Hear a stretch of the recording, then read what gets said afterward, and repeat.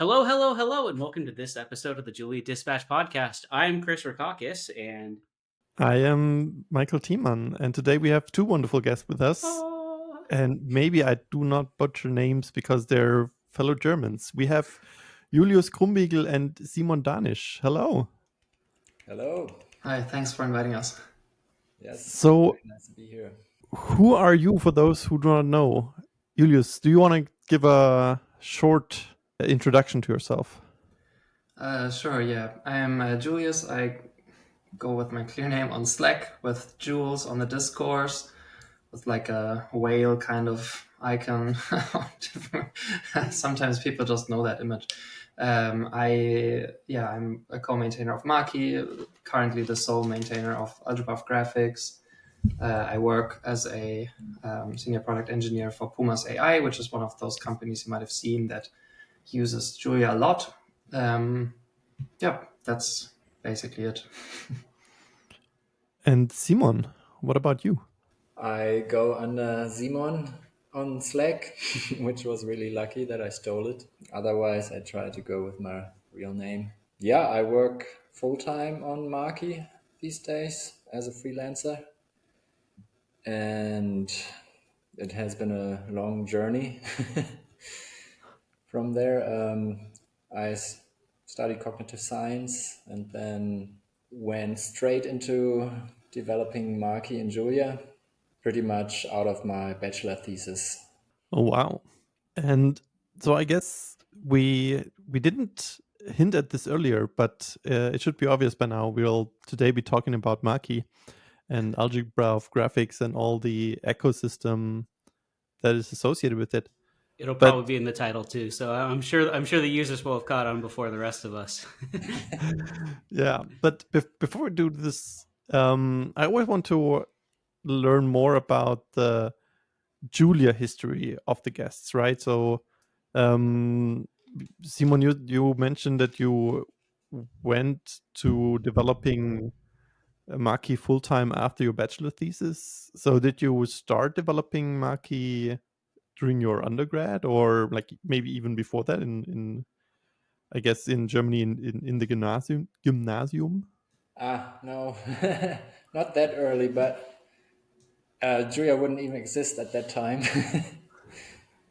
I actually worked quite a lot in C++ and computer vision, and really needed the performance to get high frame rates and analyze like 3D structure and stuff like that and do sensor fusing.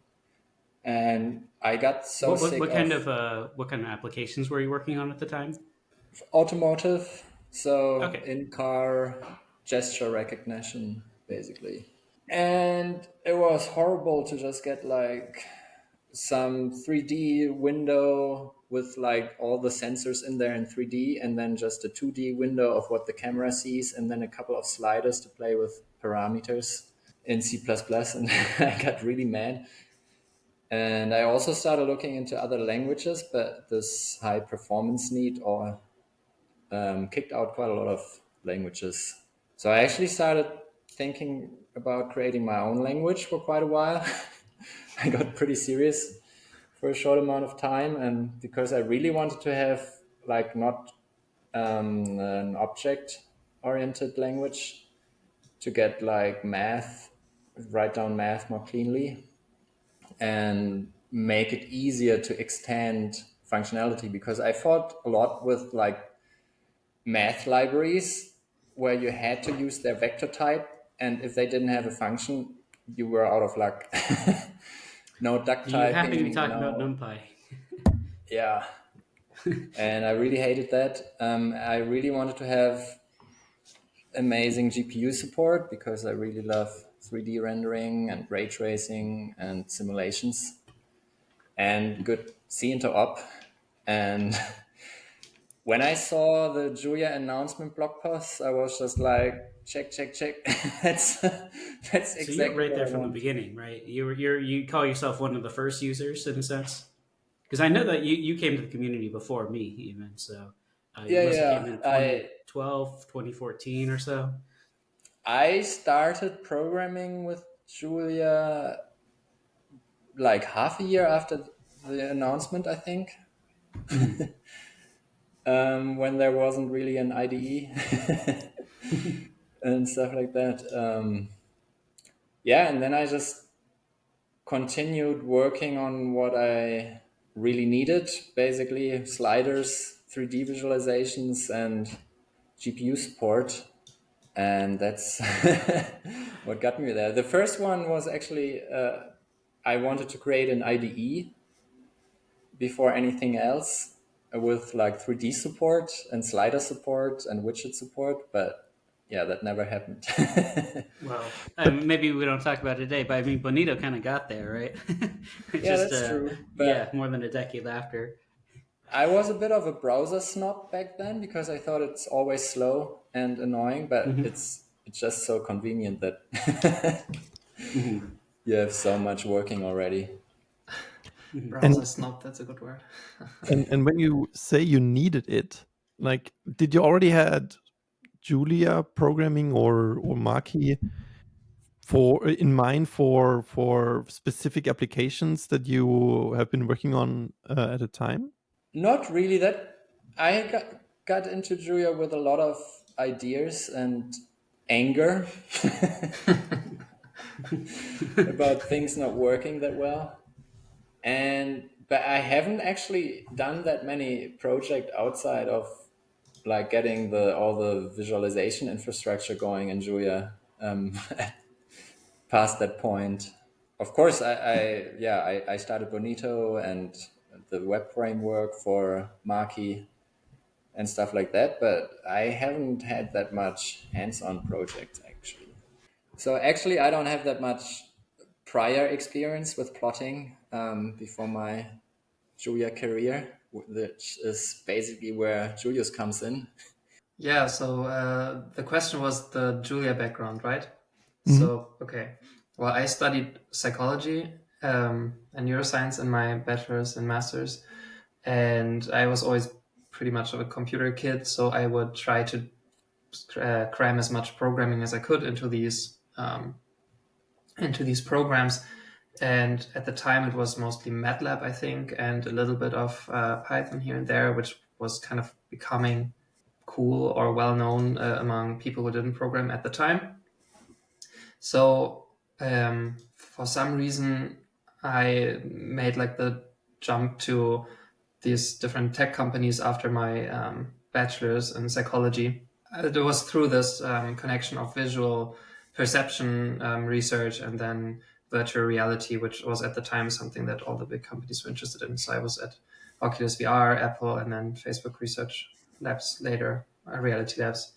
And there I did a lot of programming too.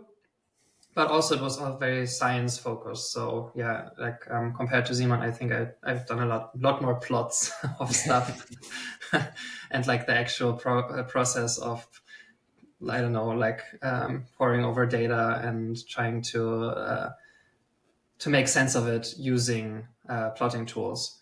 And so my foray into Julia kind of started when a colleague of mine, I was trying to convert the lab from MATLAB to Python at the time because I thought like it's so much better.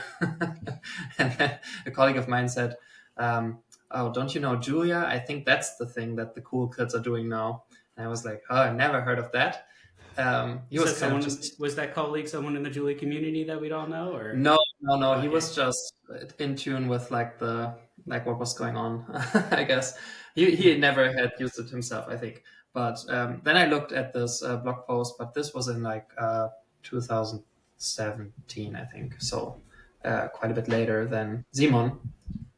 But it kind of spoke to me on like a deep level. I can't even say what exactly it was, but I think I always thought that, I mean, I had seen programming on like what I felt was like the serious side, like the C++ side, where you are kind of close to the metal and you feel like you're actually controlling like the CPU doing things. And then the other side where you just do some high level commands and everything interesting is kind of abstracted away. And if there's not something that does exactly what you want to do, then you're out of luck. So this for me was like the Python and MATLAB experience. And actually visual perception researchers, they use a lot of MATLAB for running their experiments, which kind of connects them a little bit to this like real-time graphics story. And I always found the tooling quite clunky on that side. And so then I thought like, wow, Julia's a little bit like Python and being so, I don't know, dynamic and everything, but you can use it a little bit like C, like you can do all the low-level stuff that you want to do. And so this really interested me, even though it had really no benefit for my scientific work, right? So I think I was just intrinsically motivated to dig into it. And then a little bit later during my master's project, I actually was pretty frustrated with Matplotlib, which was my plotting tool of choice at the time, because I had to visualize dynamic 3D data. It was like an experiment with a 3D setup, and I wanted to see like, is my camera setup correct? Is the tracking working, and so on.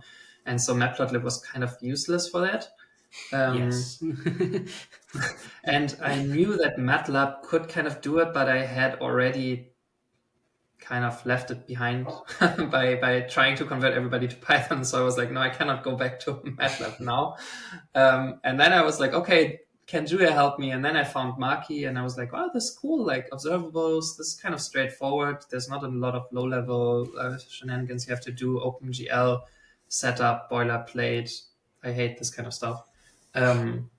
So yeah, that was my in to Makie, and I only really used it briefly for this little bit of dynamic visualization, but it kind of stuck with me. I don't know. And then in an internship that came after, I kind of pulled it out again for a similar purpose, where I was like already evangelizing among the other interns, like, do you know about this cool language?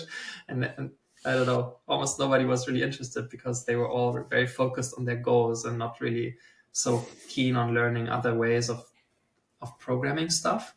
So I was always the odd one out in that sense. During that time, that was like 2000, was that 19 already? I think 18 or 19.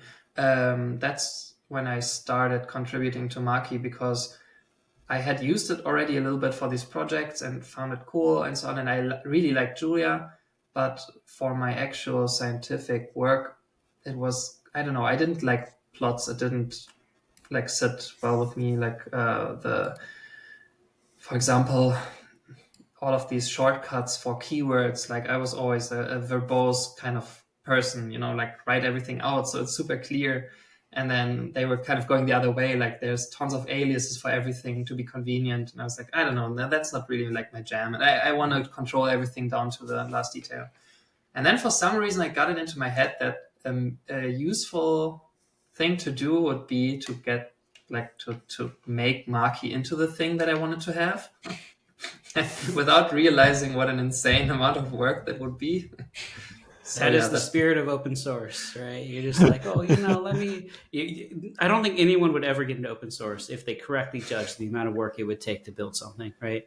Like no sane person would just say, yeah, 15 years from now, I want to be still maintaining that one project that I built. You know?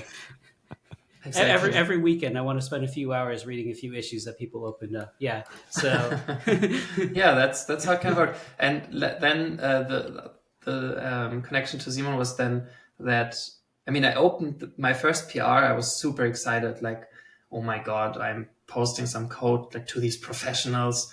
They're gonna judge me so hard. Like, if there's one typo in here, they're gonna think I'm wasting their time and everything. And I opened it like with a layout system for Makie, basically out of the blue. Like, I never interacted with anybody in person before that, which I think Simon was a little bit surprised about.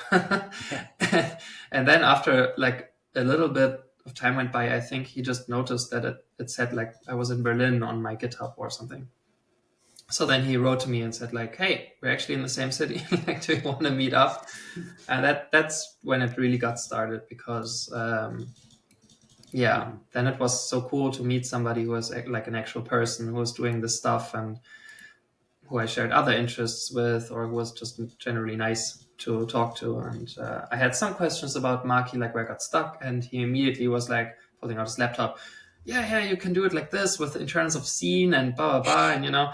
And so that got me over this first hump of nothing is working as I want to. And yeah, then shortly after, I already met Chris for some reason. Like, like Oh yeah, that funny. yes, yeah, it was at the Weierstrass Institute, and Oh yeah, Chris oh was- yeah. And I mean, yeah, Berlin is a great place to be. And then I felt basically like I was already in the upper echelons of the Julia circle because I didn't yet know that Chris is like all over the world all the time.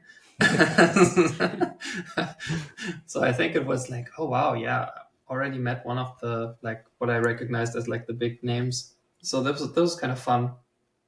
Yeah, and then from then on, I don't know, I just kept posting to the Slack whenever I did like a new widget or whatever. People posted like the fast parrot kind of emoji which kept me going, like, you know, or the wizard thing. Yeah, that's basically how that. So all, is the how that all takeaway went. that if you want to become a Julia open source programmer, you go to a Berlin hackerspace and you grab a beer and you just wear a Julia shirt, and people will come to you and be like, "Oh, hey, what if you know? I have issues that I need you to work on as well. Here's how I Yeah. solve your issue." Right? yeah. Like my personal, I mean, that's already a different topic, but like I feel you need to have like some kind of intrinsic motivation for why you want to get started with this, and it can be really silly, and it doesn't have to be rational in terms of like this is a good use of my time, but that's kind of what keeps people interested. And what doesn't work so well is like trying to generically get into programming, because like then I don't know, like why would you stay up 2 more hours at night to hack on something if you really don't care that much about it? But yeah. I feel like you need a conviction where you're just like, you know, like the world needs something that solves X, right? Like this would change the world, you know, like the Silicon Valley, you know, style of like, you know, like we are going to save world hunger by creating a database that, right? Yeah, so I think tying back into Makie here, right? You know, I guess for both of you, what is your, you know, saving world hunger style that is making you work on Makie, right? Like what is your thesis of like, you know, like every previous plotting library was bad because of X, and so therefore someone needs to build it like Y, right? You know, give me your statement like that. We'll start with Simon here. I don't have a super clear statement, but I had like insane ideas, definitely.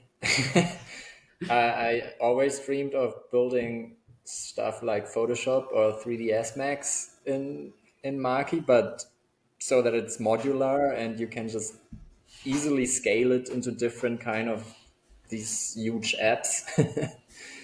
Or yeah. What's the statement for Makie itself, right? Like, you know, what's like the, you know, you kind of give a broad overview, right? But what is the one thing that you kind of, you know, specifically getting into Makie, you'd say like, oh, every other plotting library had this issue, and so we need a new one that is built with this design idea behind it. I mean, what really annoyed me was that for every little thing that's a bit different, I needed a different library.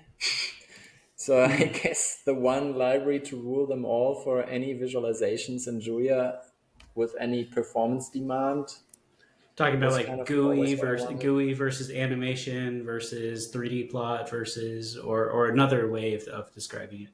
Yeah, make it so flexible and performant that you can do anything with it. Was Makie intended as a pure plotting library, or was it more like a general graphics manipulation library? Because you said Photoshop, well, right? So that is Yeah. I do not associate plotting with Photoshop.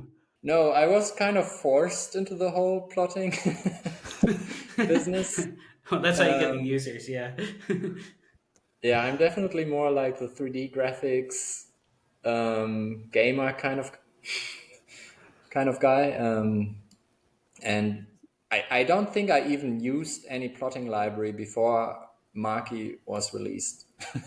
So there's an alternate universe where Makie is the Julia version of Blender. Yeah, I Okay. think so. I mean, I'm kind of this developing the universe. ray tracing backend right now and improving it, and I definitely still hope that one day you can combine it all into a Blender-like application, I guess. Okay, nice. I mean, yeah, I guess I see the vision there. I mean, of it, it's a general visualization framework with ray tracing and all these things, and a plotting library just needs a visualization back end to put things on, and then just put some pretty standard visualizations on it, given some data. So yeah, so I guess the Makie that we think of is really just the plotting front end to the Makie that does a lot of other things. Because I mean, there are GUI frameworks and stuff, and Bonito is built on Makie and all this, right? So I can see the grander vision here of one visualization platform on which different APIs live, right? And then I think that's Yeah. maybe a good transition over to Julius. What's your big thing about previous issues with plotting libraries, and what's your stance of like, okay, the real one I want to use looks like this. Yeah. Okay. So kind of like the bigger arc. I think even as a kid, like I would hate going to the basement to grab some food or whatever, and going twice. So I would always try to do it in one go, right? Like always try to avoid doing more work than necessary. So I always had that. And then in my university time, I really loved trying to explain complex stuff to other people, like when it interested me.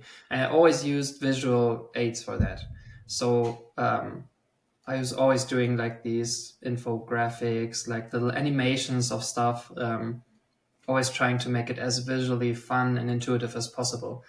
But there was this problem that sometimes you would spend so much time manually tweaking stuff.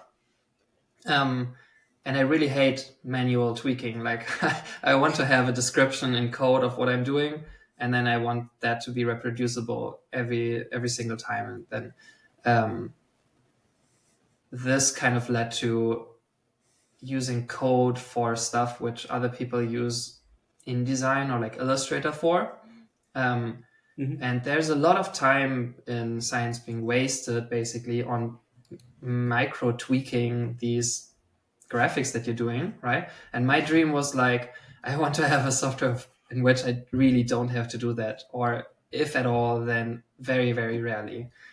And I was so surprised that in most plotting software, when you do like a facet plot with some unexpected number of graphs or whatever, and the layout is a little bit non-standard, or like your title is a little larger than usual, then it all starts overlapping weirdly because there's really nothing that takes care of making the spacings right. And this was basically after seeing Makie and what cool things it could do interactively, I was like, what really would put this like a level higher would be if it could be used for actual scientific like plots and stuff, but then getting rid of all this doing stuff by hand in vector graphics software. And so this was where the whole layout engine idea came from. And it was a little bit like, or it was not a little bit even, it was very much inspired by the work that had already happened on Matplotlib, which got at some point a constraint solver alternative to its usual system. And I was like, wow, this is so cool, because I knew constraint solvers from like a little bit of iOS programming that I did at Apple. And so I was like, wow, this is great. But then I noticed once you stray a little bit from like the default mode of you have an axis and a figure and stuff like this, then it breaks apart because the constraint solver has like all these fixed ideas of where stuff should be and what variables interact with each other. And I was like, this is so inflexible in a way, right? It's very cool, but it stops like halfway of where I want it to be. And then I thought, like, why not just build the system such that you can put anything in the layout, and it just, as long as it can somehow tell its size, then it's taken care of, basically. Yeah, maybe I could try to maybe translate this a little bit, because I think I'm picking up that, like, okay, this is like a bio background kind of thing, right? Like you're making one of those bio papers for Nature, right? And you don't just like have a figure or two of like, oh, here's my plot with the line, right? You have these figures that's like, part A, B, C, D, E, F, and G, H, right? And there might be like Exactly. 2 plots here, 1 plot here. This one's like like this one's all the way horizontal. This one's like imposed around it. This one's circular around another plot and everything, right? Yeah, you could probably just take any Nature paper, like you'll see one of these gigantic things. And yeah, I was taught you make all your plots in MATLAB, and then you go to Adobe Illustrator, and then you merge them all together, and you manually do all this. And if one of those plots was wrong, you redo the process. Right? So it sounds like you're just like, no, this is madness. Let's make it so that way the plotting library itself can actually make the kinds of composite figures that we are putting into these high level professional journals, right? Yes, that's exactly it. That's what I described. I actually did another library first before I started on Makie, which was called layered.jl. And the idea behind that was kind of like giving the position of every visual primitive. It was less meant for plotting and more for these infographics kind of thing. But it was like, give the position of everything relative to some other thing, and then it could do stuff like, I don't know, tangents to a circle or something, because like you said, Chris, right, sometimes you want to have like a zoom in into one place and then it shows like this goes here, and all of this was supposed to be dynamic. Yeah. Let me just pick a random one and see if this kind of shows the audience. Right, we're talking about this kind of thing, right? You're like, okay, you got A, B, C, D, E, right. H is down here, right? Like, exactly. And you're like, okay, something that just says this is a 3x3 grid of plots. You're like, I am not fitting that in there. Yes, and I want everything aligned because I have like this little perfectionist streak. So I was like, C and F, the left side's not really aligned. People like me care about that. I don't know who else, but like for me, this can drive me to hours of work on like a layout. I had to tell my advisor, like, I'm not fixing that kind of thing. But okay, like it gives me so then I see that like Makie then has two major influences here, right? It has this, I want to be a complete visualization engine, right? Something where I can do animations and I can do all these different aspects of 3D game rendering, and plots is one aspect of it, right? Creating any of these visualizations could all be done as something as Makie. And then another idea is, if I can create visualizations that look like this and like this and like this, then maybe I can have layout systems that starts to piece them all together for professional scientific context. And then on top of that, maybe interfaces that make it easy to create standard scientific interfaces. And suddenly you have this stack that starts to look very detailed and from a different vein, really, than like something like Matplotlib. Like you can see some influence, but it definitely starts to look like, wow, there's so much power here, and it seems like this is what the power is for. Yeah, I'm a little bit blown away right now because I only learned about Makie when Makie already was pretty much a plotting library, and so I'm now wondering whether this distinction between there's a clear plotting focus also right now. Is that too much to say that right now Makie is plotting focused, or would you disagree, Simon? No, it's definitely largely plotting focused at this point, but the DNA is still in there, and I still want to unleash it at some point. So how in code, is there a sort of like a layer where you can say, okay, this is plotting and this is, let's say, more of in Jules, the ball is more in Jules court, and this is where the visualization and the graphics driver, for lack of better term right now, is Simon's realm? We definitely have that separation. Initially, it was even a different package, Makie layouts.jl. Mm-hmm. So Julius worked on this independently, and at some point it was pretty clear, okay, this is the way to go if we want to have nice plotting. And at this point, we try to merge it into Makie. And this code structure still exists pretty much the same way. Then there are also the backends in Makie, which do the actual rendering. Makie itself actually just builds up the structure, basically the scene graph of primitives that you want to render. And then you have the different backends, which draw the pixels, basically. And GL Makie is the oldest one and still has code from back in my Bachelor. And that's where the 3D graphic on the GPU happens. But over time, we also have the other backends like Cairo Makie, which actually Jules Julius worked quite a bit on to make it nicer, because for me, this was always the uninteresting backend. I know. Yep. I'm actually still hardly use it. I think most of the time I only use it to debug something. Yeah. And for me, it was always like, I wanted to implement some feature and it was very clear for me how to do it with Makie, but then it was like, but how do I do that in Makie? And I really know that Simon wants all the backends to have the same kind of, like to look the same, right? So that they don't drift apart over time, which is sometimes hard to do. And then, for example, there was this, Benoit came in and wrote this math tech engine JL to get some like quick LaTeX like labels going and so on. And they needed, they obviously have glyphs like normal text, but they also have the bars of fractions or arrows and stuff like that.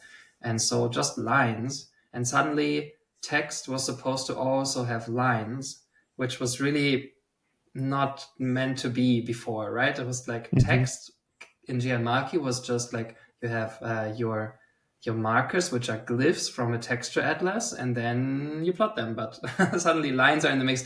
And while it's super easy to think about in a Makie kind of framework, it's sometimes very annoying to do it like interactively and in Makie, and so all these buffers are updated in a way that makes sense and still works for large amounts of texts and so on. So yeah, the tension is always there. I mean, it's an interesting situation where you want all the backends to have the same capabilities. Can I say this correctly? But then, is there even a difference or a preference as to which backend to choose if all have the same capabilities? Yeah, definitely. That's a major design decision behind the backends. So I think what I wanted is that they are very orthogonal. Like Makie can generate vector graphics and not much more. I mean, it can generate PNGs as well, but almost feels like an accident.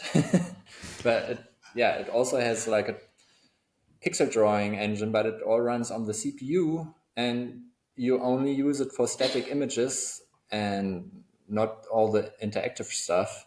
Makie, on the other side, has all the high performance of running on the GPU, but doesn't generate vector graphics you can generate PNGs with it, but it's more like an afterthought because, you already draw the pixels, so you might as well grab them and write them out. But it's not the main function of it. And the same goes for WebGL Makie, where, the whole idea is to run it in a browser, the whole WebGL stack. So I think those are very cleanly separated. So if you are in a browser, you need to use WebGL Makie. If you want to have a super fast OpenGL accelerated window, then use GLMakie. If you only care about creating a vector graphic or a PNG, then you can use Makie.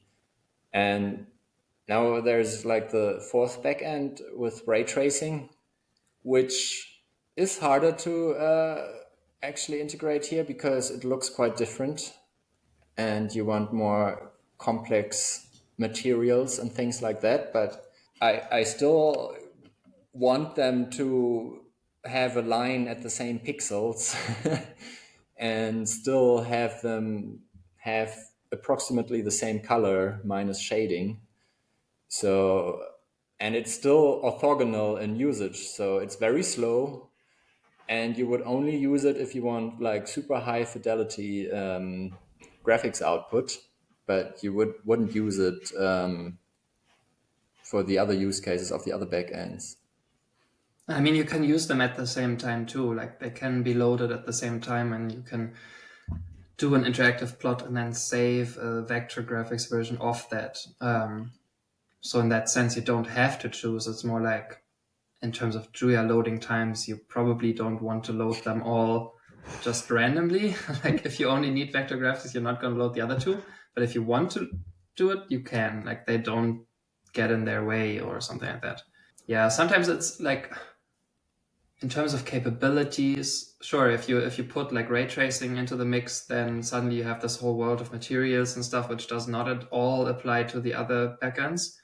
But this kind of stuff is also more like about creative rendering in many cases, like for making these nice, I don't know, nature covers kind of thing, which are not actual visualizations that are just supposed to cleanly show some data, but really are supposed to be nice to look at as well.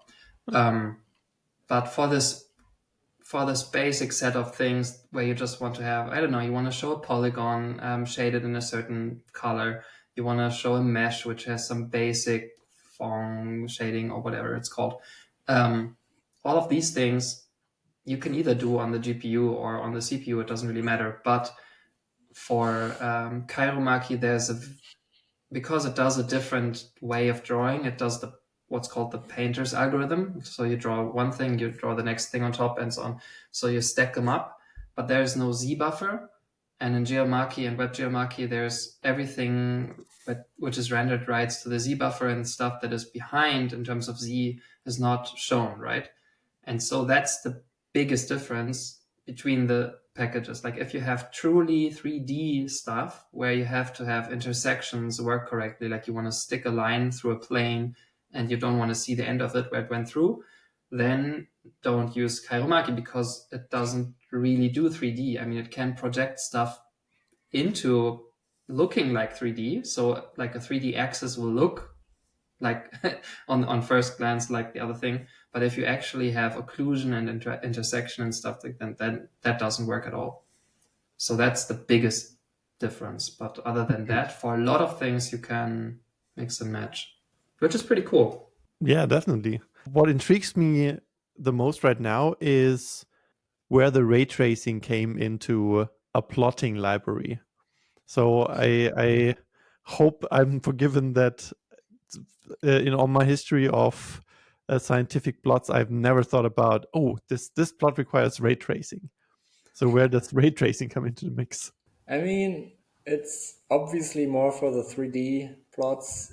Like if you run a simulation of like an airplane, for example, flying through the air, and you simulate the airflow around it, and then you look at it in GLMarky and make sure everything looks correct, then you might get at a point where you want to create a really nice high fidelity render for it, for like, I don't know, investors, for the nature cover or whatever.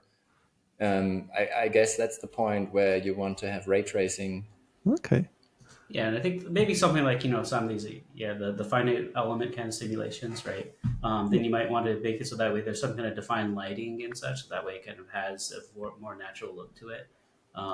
Also, some of the things in robotics, I think I remember one of the really nice examples they had early on, Simon, was the Atlas robot, right? Rigid body dynamics and differential equations where we're able to run this model of a robot, and you were able to do a full visualization of the model solution in Makie. And it looked like, one of those things that you see from like, NVIDIA Omniverse, like, it's like looks like the robot actually moving in the environment and everything. It was just so cool. And yeah, so I guess that, like, again, it's just a plot, right? But it's a robot moving. No, I mean, I will take this with me, and the next time I see a plot without ray tracing in 3D, I will tell them that desk reject, not nice enough graphics. So, but the other thing that intrigues me is there's also the algebra of graphics concept, and that is something that I think by now it's obvious that I'm not the most visual thinker and not visually, like my plots have not been optimized to your level of perfection. But I still heard the term algebra of graphics. But for someone who has never heard of it, maybe, what is algebra of graphics? A lot of people are familiar with the R package ggplot, which means grammar of graphics. And I'm actually not sure what the history before that is.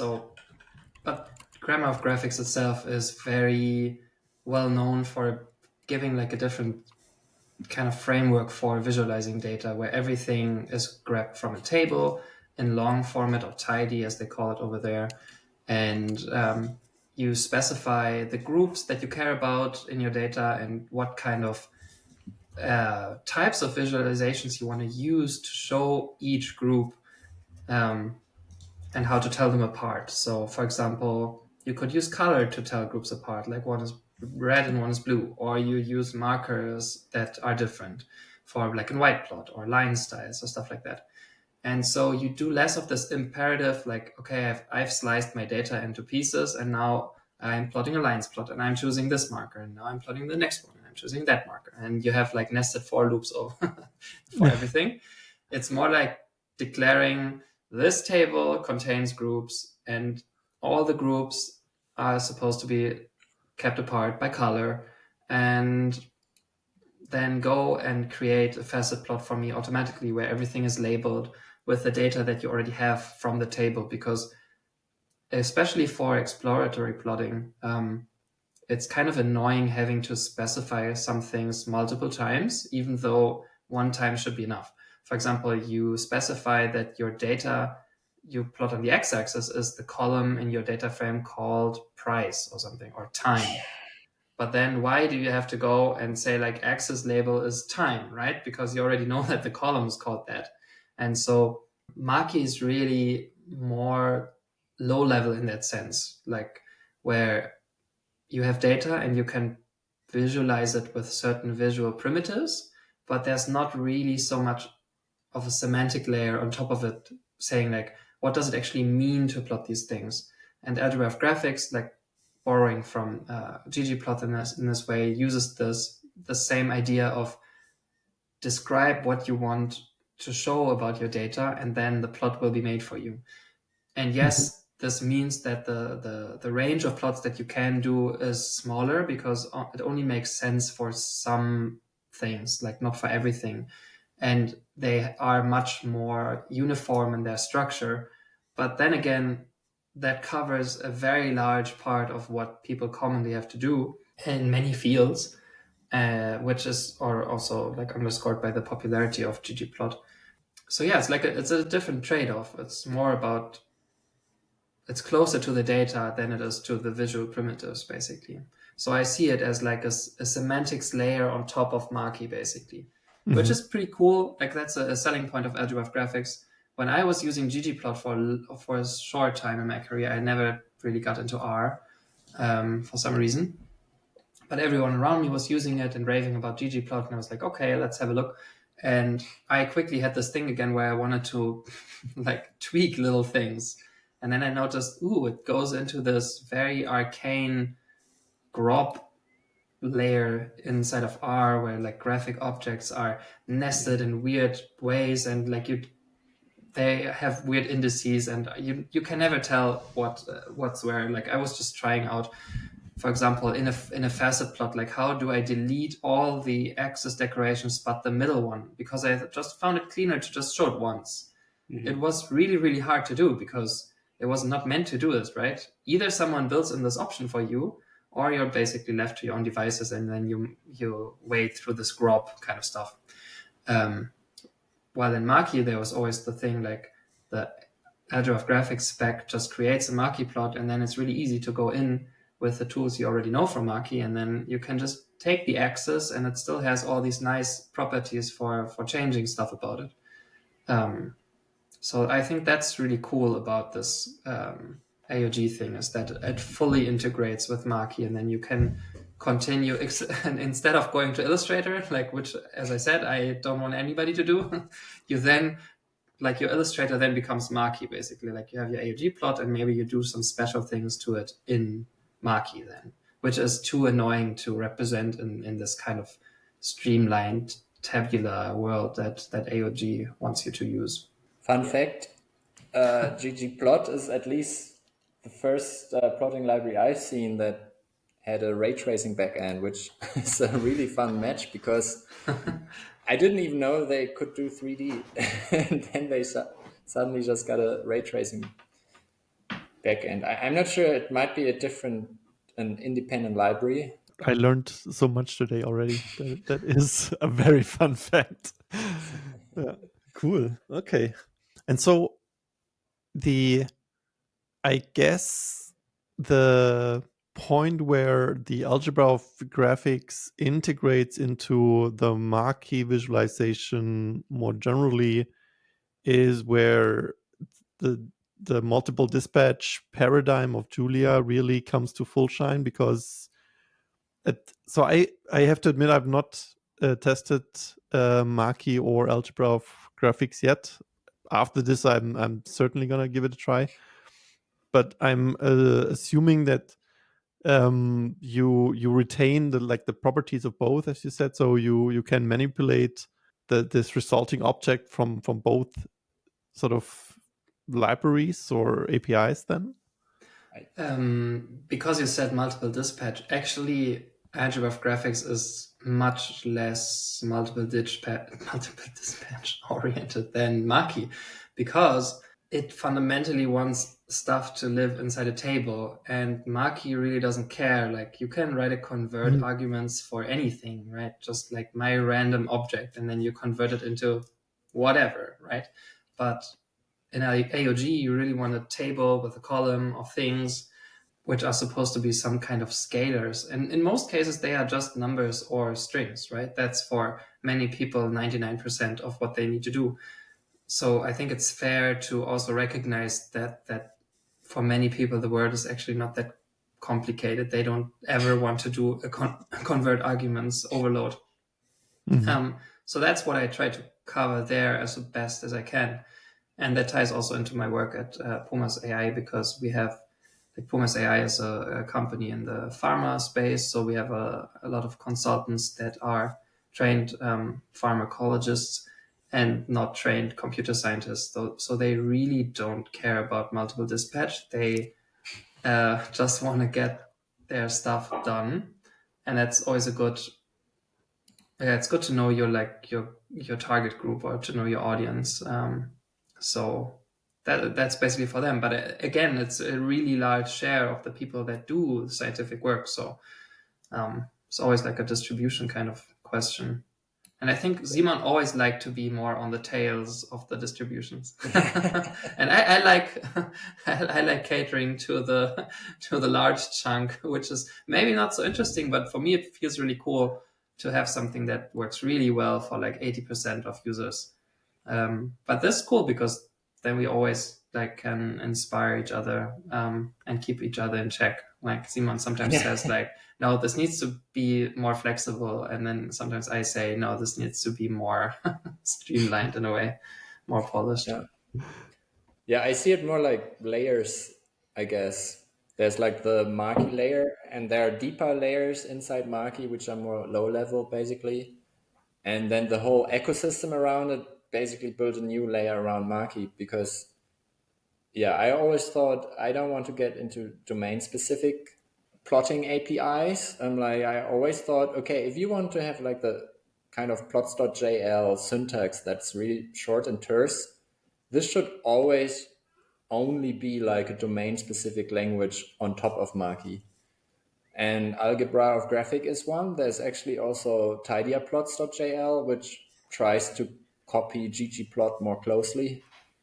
And there's geomakie and all the other packages. So I always thought there should be like a consistent core, and then people can just hopefully go crazy with it and develop their own domain-specific tools around it.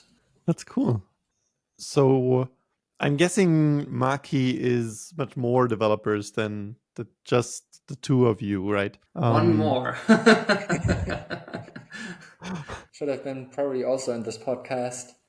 He has been doing a ton of work on Makie, especially geomakie and all the more 3D specific areas. He's also a big 3D graphics fan and actually always wanted to go deeper into OpenGL and more kind of game-like shaders. Although everyone wants like shadows, so it's not too game-like, but stuff like that. Yeah, that was really cool when Frederick started working on the stuff, because I was always on the Cairo Makie side trying to polish things and so on, making sure that the there were no small issues like with glyph positioning or stuff like that. I mean, in the beginning, there were sometimes just small amounts off because of some logic being not quite right and so on. So I fixed all of those as best as I could and so on. But I noticed that people kept posting like plots done with Makie, which were done with GL Makie, right? And I could always tell because there were these little fringes on the glyphs, like these little pixel fringes, ugly little artifacts. And I kept bugging Simon saying like, what's up with these glyphs, right? Like they don't look smooth. And he said basically, yeah, I need to look into it at some point, right? Because it's not fun for Simon to to work on little pixel fringes of glyphs. If basically you can read the text, right? It's just someone like me who says like, this is not That's perfect. not completely true. No, completely. But in this case, it was true that I really hated the fringes too, but I spent so much time on this stupid text rendering. I was just tired of it, to be honest. Yeah, exactly. It does I get spent tiring. months Like on it. this kind of polishing is really tiring. It's true. And then Frederick came in and he just dug into this pipeline, which I had never. I mean, like intellectually, I guess I could have also fixed it, right? But I really didn't want to because it was just like I was on the other side, right? I had enough with Kairomaki and this kind of stuff. Like I didn't want to open a whole nother kind of worms. And then yeah, it was so cool having someone new come in. I'm actually not sure if he was that new at the time, but it was one of the first things I like clearly remember where I was super amazed when he said like, I did like the paddings of the glyphs and the atlas and blah, blah, blah. And now everything. And then it was so smooth and you couldn't tell them apart anymore. And then this other guy came in whose name I forgot because I guess I only ever knew his GitHub handle, but he kind of did this other pet peeve of mine, which was that you couldn't oversample figures in Makie, so they would always be constrained to like this rather pixelated appearance. Yeah, and then suddenly Makie looked like perfectly polished. I was super happy. Now I can't tell them apart anymore on like Discourse or so. So that's great. Yeah, it's amazing if people come in and help on stuff, but obviously it's a big lift for this kind of super deep library because it takes a while until you got like found your footing there and so on. So it's pretty rare that people do this big stuff. I mean, there are a ton of contributors in general, but it's usually one-off. Anshul, of course, did quite a lot of stuff, still maintaining quite a few Makie libraries like GeoMakie. But yeah, it's hard to have someone to be actually consistently there. I mean, it's not even the case for me and Julius that we are consistently there. Like, I take breaks from Makie. Julius definitely sometimes need to work more on other things. I guess it's all the more remarkable how consistent it sort of continues to not be left on the wayside, right? So you like Chris said, you didn't know that you would be spending the rest of your lives with the library, but you do. I mean, it And gets so a community. You know, that I think that's kind of the thing, right? You know, like the core developers and maintainers are there and there, right? But there's a lot of other people are coming in, and I think that Makie for a project that is that complex as Makie has done a very good job at pulling in a lot of other people. And I think that's one of the things that's really been keeping it going a lot in all these different directions. So yeah, it could have died quite a few times, to be honest. Julius kind of saved it. When Julius came in, I was a bit frustrated because I didn't make that much progress on polishing it more. And the money kind of ran out as well and the funding. And I was like, okay, I need to get a real job. And a couple of similar situations have been happening over the years. So it's definitely could be more stable, but yeah, it's getting better. Yeah, I mean that's always life happens, but it's I still Makie is looks from the outside looks in pretty good shape. You're doing a good job. yeah, if you take a week off, nobody notices. Yeah.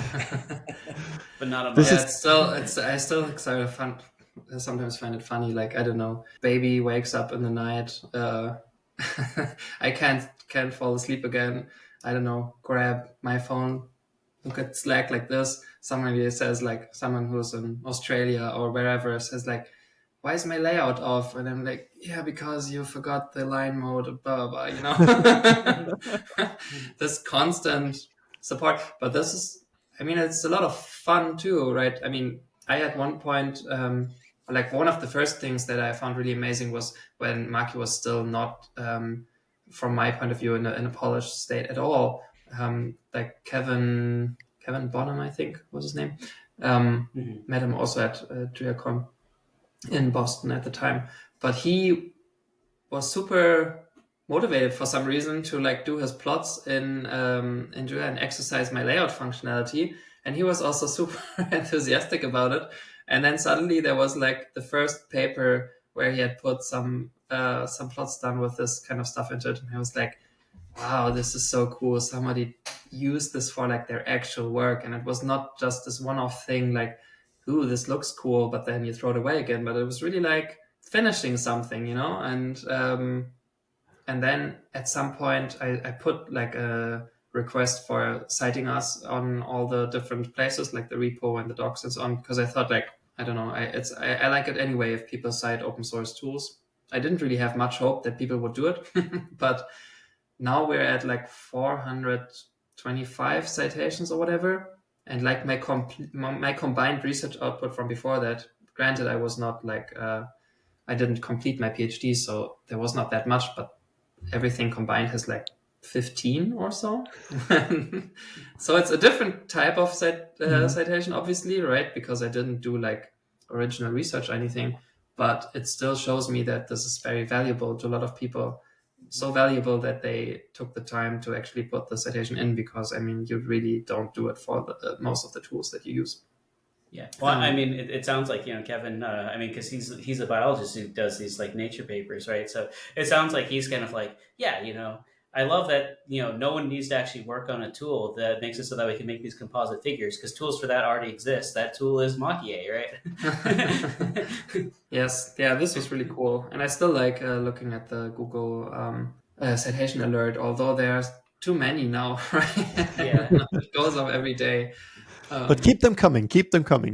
Yes, no, it's amazing, really. I mean, Makie is definitely the biggest outward-facing project I've done in my life, like the biggest single thing. And I think, like, from the psychology of open source, also came exactly at the right time that I started working on it, because I had just done this this internship at Facebook Reality Labs, and my supervisor there was really, really nice, and also very perceptive, and he noticed that I was like, had a little bit of a problem like putting my work out there in a way, like trying to keep a lot of it on my side, where I felt like this is not ready to share yet, right? And he said like he said, if you don't share it, it might as well not exist in a way, right? Because once you leave, only the stuff that you've shared with everybody is able to live on, right? And I found this kind of scary at first, but then I noticed like, yeah, this is actually true. Like,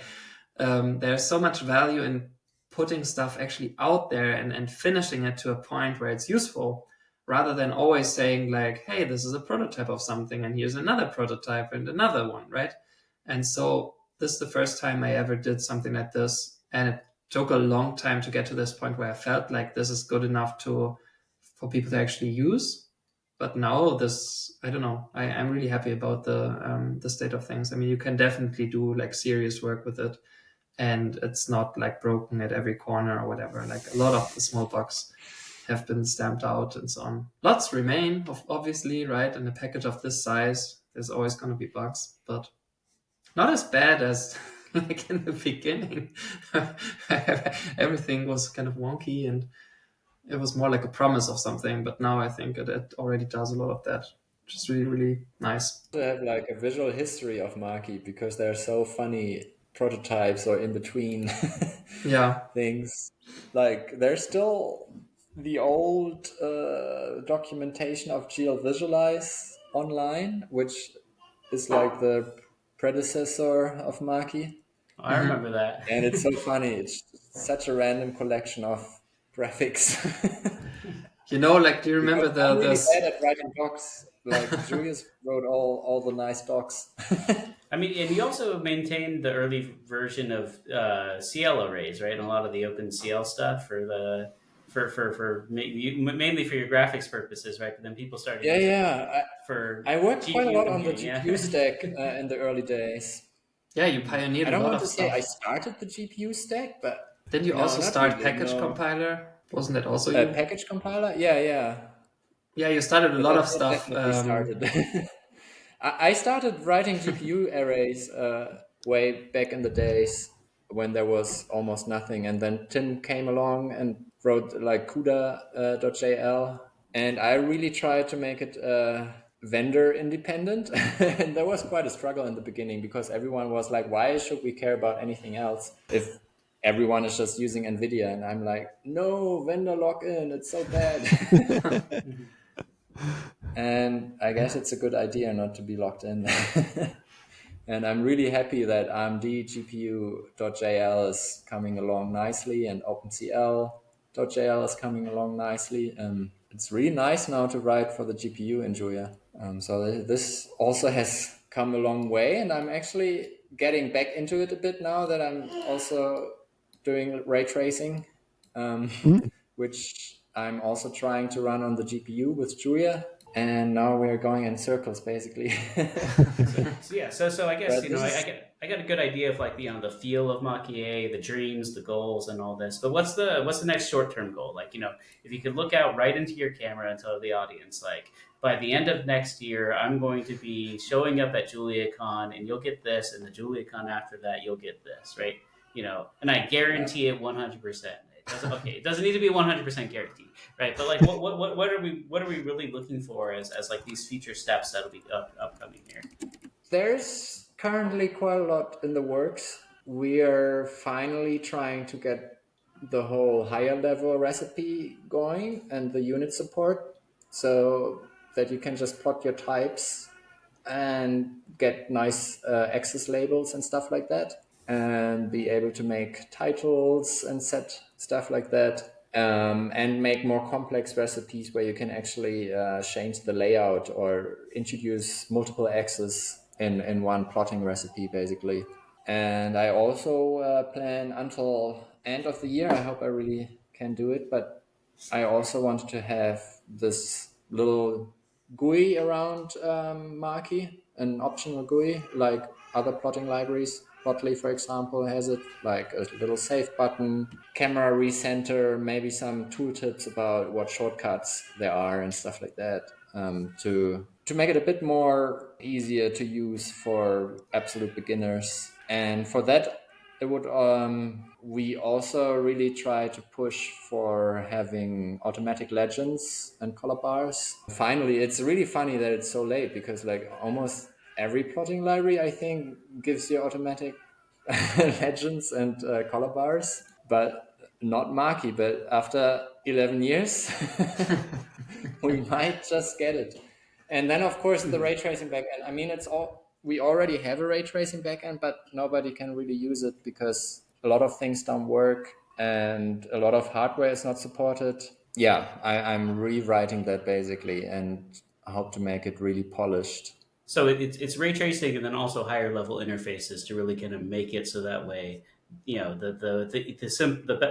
user with the least knowledge can then start to get into Makie.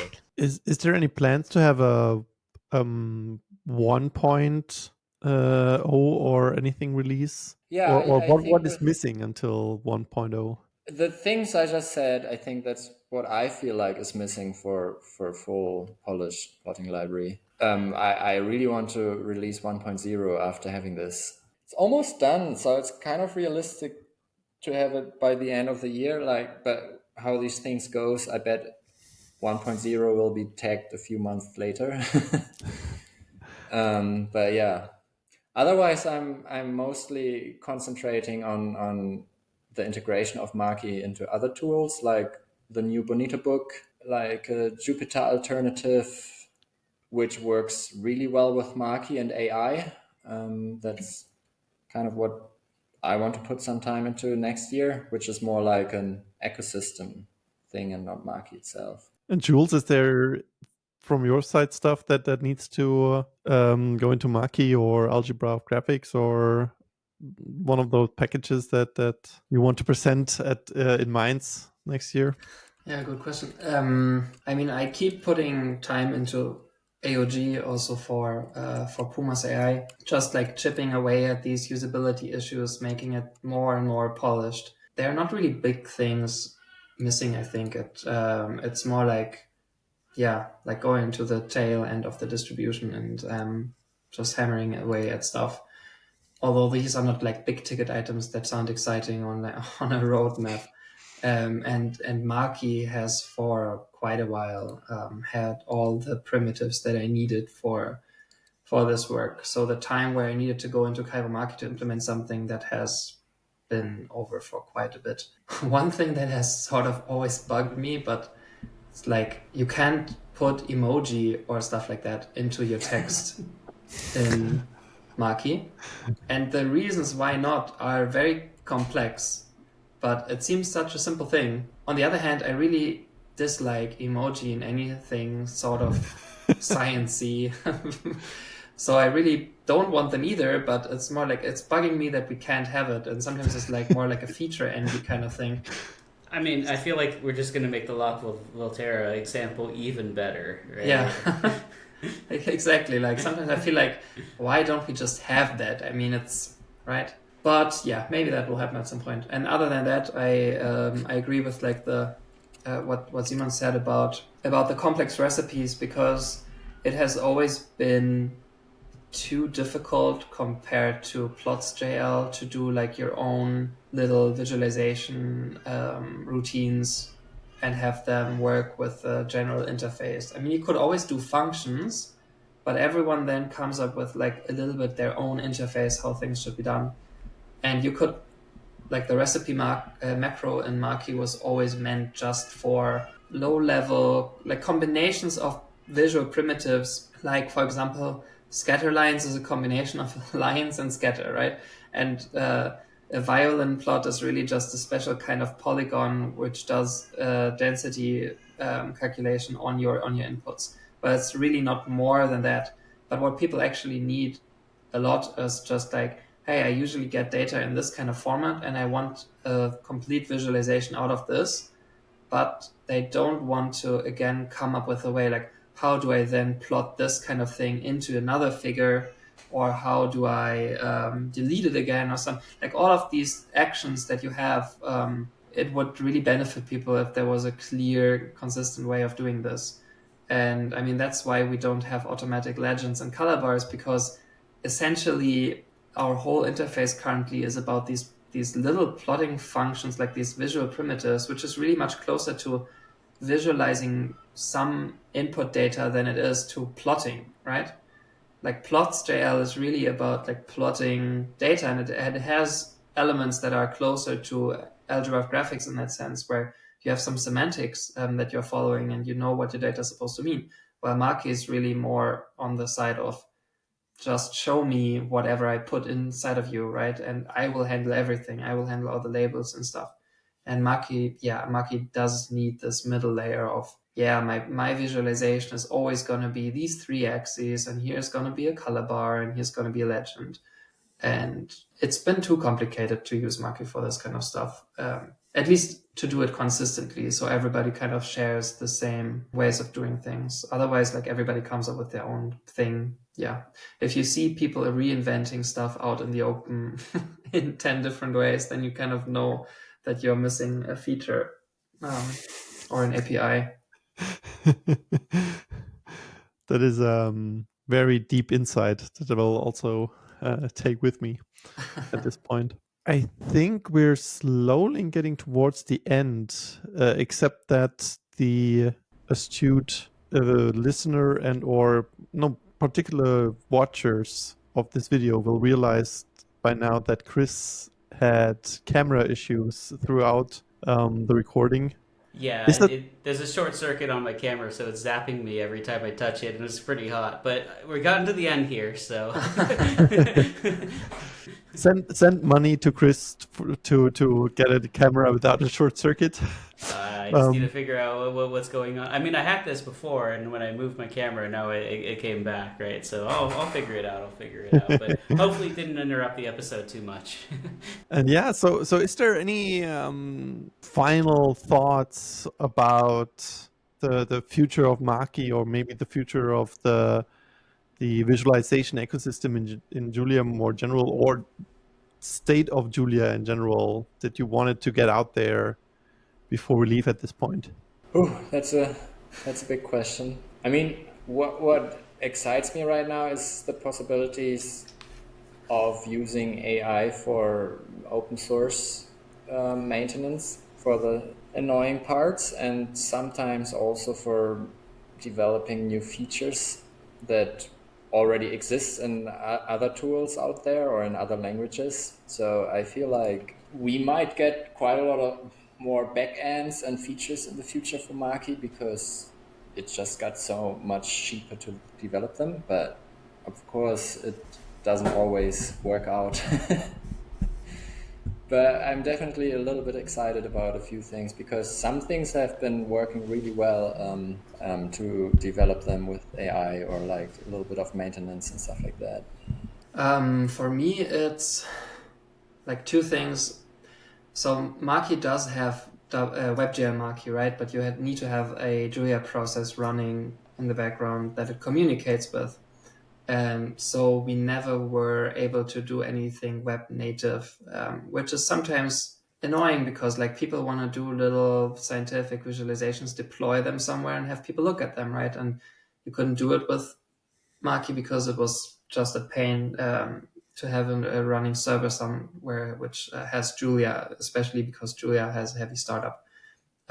So I find it relatively unlikely that we're going to have a standalone standalone JavaScript version of Makie soon, unless Simon can generate it all. But what I really wish for is for Julia to become more lightweight over time, and for faster compilation or better storing of compilation and stuff like this, because like we've always been suffering the most, like from all these delays, because it's such a big package pulling in so many dependencies.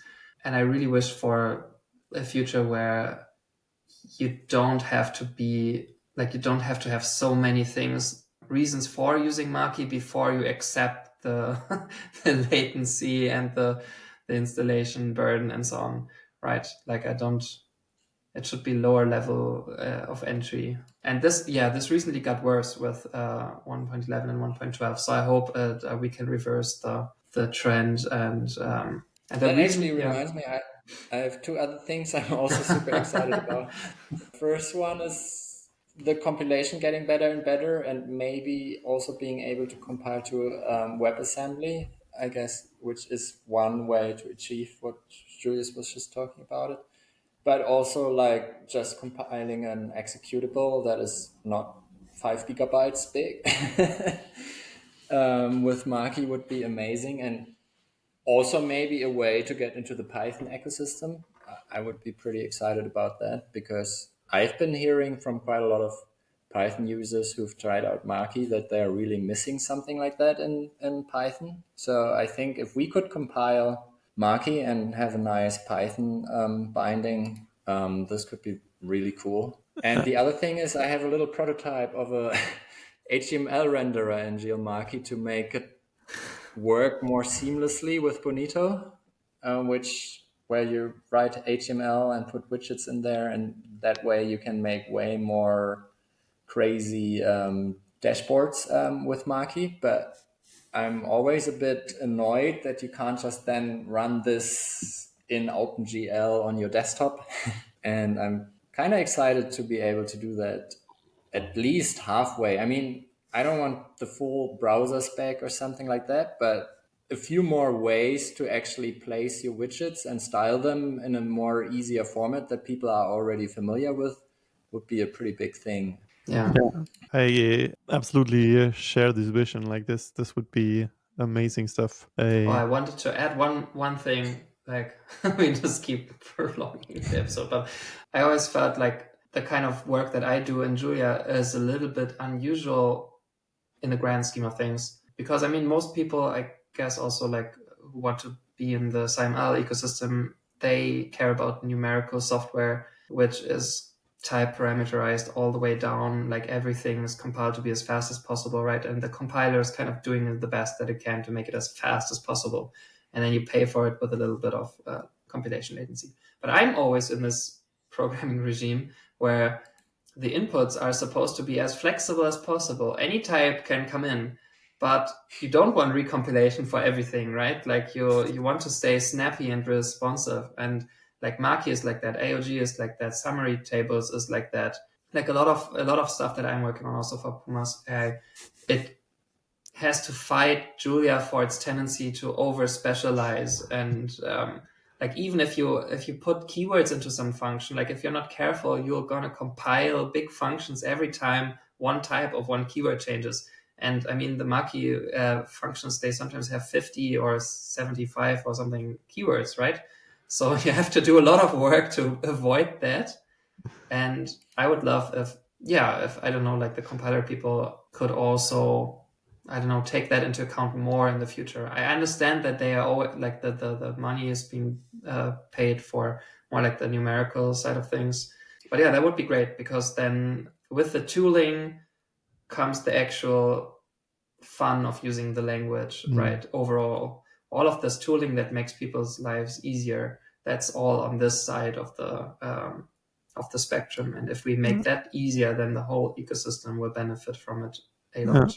A no optimize macro. Yeah, like there are things like that, but you do have to have some relatively in-depth knowledge to wield them correctly. And I still can't use Snoop compile correctly, or at least use it effectively such that I quickly get gains that matter to me, right? Yeah. Because it's quite involved, like which methods and what combinations with what types do you have to despecialize to get some meaningful impact and so on. So yeah, maybe the whole Julia lowering thing, I talked to Tim a couple of times and he said like, yeah, if we have Julia lowering, then we can probably write a better interpreter, and then we can push a lot of this high level orchestration kind of stuff into the interpretation regime, which would be great. So yeah, I'm always waiting for that. I'm always excited to see Julia lowering news. So Yeah. I hope that's going to happen at some point. Yeah, that was like my plea to the... Yeah, there is a lot of, like, there has been a lot of exciting work done in the past, but there's still a lot of exciting work to do for all the listeners. There was a very diverse call of action. Feel free to start implementing away at any of those problems, and then we should be done by Christmas or by JuliaCon in Mainz. I'm guessing both of you will be there in Mainz because it's local, right?